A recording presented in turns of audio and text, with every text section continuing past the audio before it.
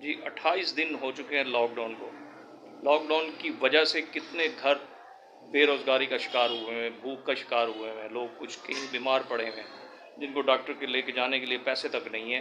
یہاں ہم ایک کارخانے دار کے ساتھ موجود ہیں، ان سے پوچھیں گے کہ کیسے گزر بسر ہو رہی ہے اور گورنمنٹ نے کیا اب تک آپ کے ساتھ کیا۔ آپ کو پریشانی لاحق ہو رہی ہے؟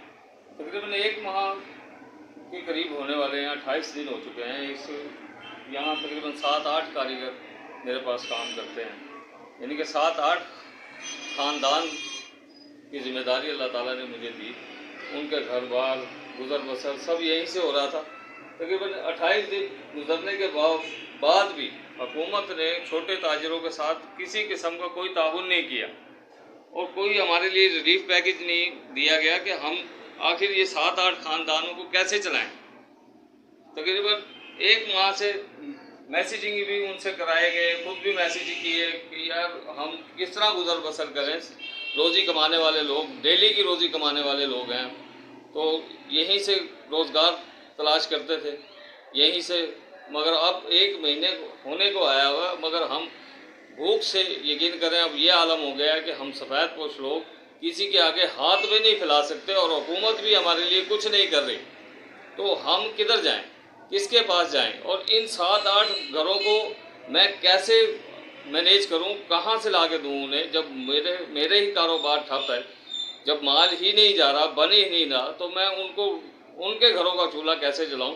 میں یہ حکومت سے درخواست کرتا ہوں کہ وہ ان کے پاس اس کا کوئی حل ہے کہ وہ میری طرح کئی کارخانے دار ہیں جو اس طرح روزگار چلاتے ہیں اور ان کو پوچھنے والا اب تک کوئی بھی نہیں آیا کہ ان کا گھر بار کیسے چل رہا ہے۔ وہ روز میرے پاس آتے ہیں، پیسے مانگتے ہیں، جب میں ہی بیٹھا ہوں گھر، تو میں ان کو کہاں سے دوں پیسے۔ وہ بیچارے روتے ہیں، ان کے گھروں میں آٹا تک نہیں ہے۔ یہ نوبت آ چکی ہے، ایک سفید پوش آدمی جو کسی کے آگے ہاتھ نہیں پھیلا سکتا، وہ کہاں سے بتائیں کہ وہ کس کے آگے جا کے وہ روئے، کس کو کہے کہ وہ اپنی شرم میں کسی کے آگے ہاتھ نہیں پھیلا۔ گورنمنٹ نے اب تک آپ کے ساتھ کیا تعاون کیا؟ گورنمنٹ نے کچھ بھی تعاون نہیں کیا، کسی قسم کا بھی تعاون نہیں کیا کہ اب یہاں ہم کیا کریں۔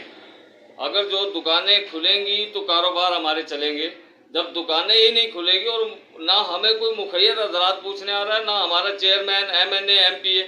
اب حلقہ 24 میں ہم بیٹھے ہوئے ہیں، خواجہ سلمان صاحب یہاں کے چیئرمین ہیں، شاہ محمود صاحب کا یہ حلقہ ہے۔ شاہ محمود صاحب بھی ایک دفعہ اس حلقے میں نہیں آگے پوچھا انہوں نے کہ اس عوام کے پاس کوئی کھانے کے لیے کچھ ہے، کسی کے گھر میں کوئی راشن ہے۔ زین قریشی کے پاس بھی ہم 8-10 لوگ گئے مگر ہمیں دھکے دے کے وہاں سے نکال دیا گیا۔ اب یہ لوگ صرف کیا ووٹ لینے کے لیے ہی ہیں؟